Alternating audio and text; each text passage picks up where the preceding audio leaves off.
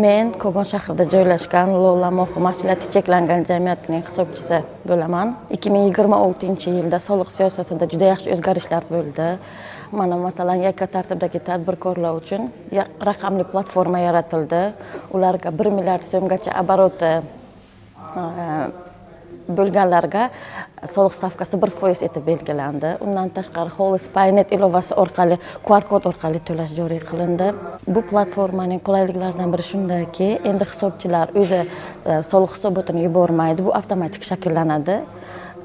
Soliqlar esa bu hisobotni 5 kun ichida ko'rib chiqib, agar kamchiliklari bo'lsa, tuzatish kiritib yuboradi. Bundan avvalgi yillarda agar soliq hisobotini o'z vaqtida topshirmasak, har bir kechiktirilgan hisobot uchun jarima to'lanilardi. Endi shu yildan boshlab esa bir nechta soliq hisoboti yuborilmagan taqdirda umumiy hammasiga bitta qilib jarima yoziladigan bo'ldi. Bu tadbirkorga ancha yengillik olib keladi, ko'proq xarajatni oldini oladi.